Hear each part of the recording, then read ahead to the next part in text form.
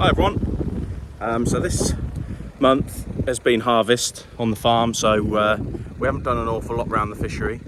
But because the slipway behind the fishery is all dried up now, it's a good time for us to get on and concrete an area that got ruined in the storms a couple of years ago. So I've just been trying to stop the final bit of water, and I've found a little species that I wasn't expecting to find, just in a tiny little muddy pool under a load of rocks, and it's currently in that bucket. But I'll just quickly show you what we're going to do here. You won't be able to see the finished product. Hopefully that'll be next video. At the moment I'm just trying to get everything dried up so that we can get the concrete poured and have no issues. So I don't know whether you'll have remembered from one of my other videos, but I think it was October 23, we had some massive storms, and this was absolute raging torrent, and it overflowed and went around over into those houses. But at the moment there's just a tiny bit of water, so I'm just trying to stop any sort of flow, and this is the hole that we need to get filled in. So there's a pipe that comes from the other top lake, and that comes out just here. So at the moment I've just sandbagged and put a pipe in there to hopefully direct the water. So we're going to cut a trough here, re-concrete all this, pre-mold it all. But yeah, I've been just playing around this area here trying to get the water to stop, and I found a little fish tucked right under there, and it's something you wouldn't really expect to find in that area. It's a little bullhead, so you'll have to excuse the muddy water. I'm about to go and put it in the stream, but this is it. Strange looking thing, about as big as they get, that is. Normally find them in very clear flowing streams tucked under rocks, but where that's been living, let's see if we can clean it off a little bit more. Where that's been living has been pretty much dry for about 3 months, so quite a surprise to find him. So what I'm going to do is go and pop him back in the stream further down. Not that there's a lot of water in there, but there's a deep hole and he should be able to find a few rocks or something to get under there. But yeah, funny little thing. So yeah, hopefully next month I will be able to show you the finished product. I seem to have got the water to stop flowing now out of there, which is good.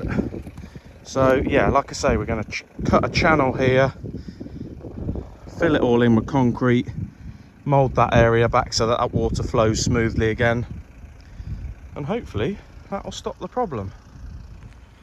I don't know whether you can tell, but it's extremely hot at the minute, and as you all know, we've had a pretty crazy summer of heat, and that on the res has made the fishing very difficult.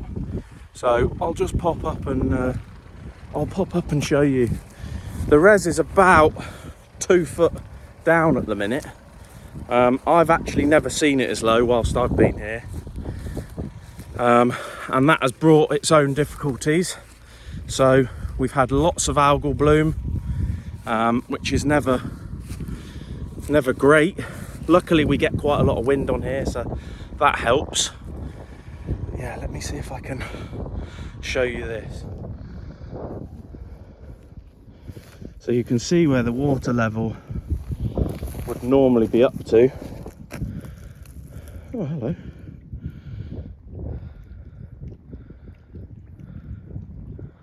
I think that is a sandpiper, but I might be wrong.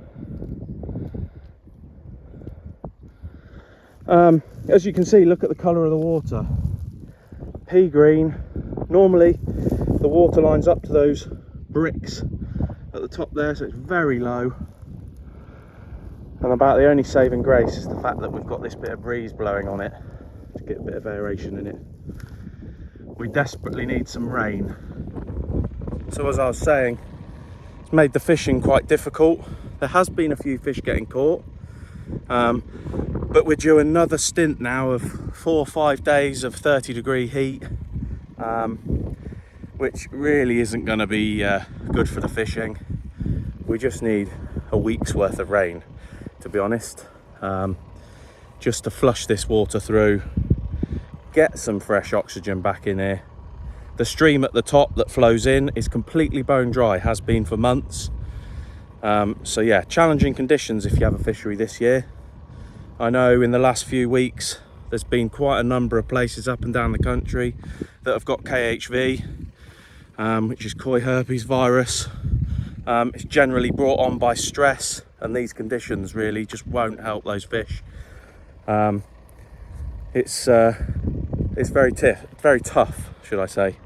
And I'm now getting mobbed by horseflies, which is great. So yeah, next month hopefully I'll be able to show you the finished product on that. Until then, cheers guys.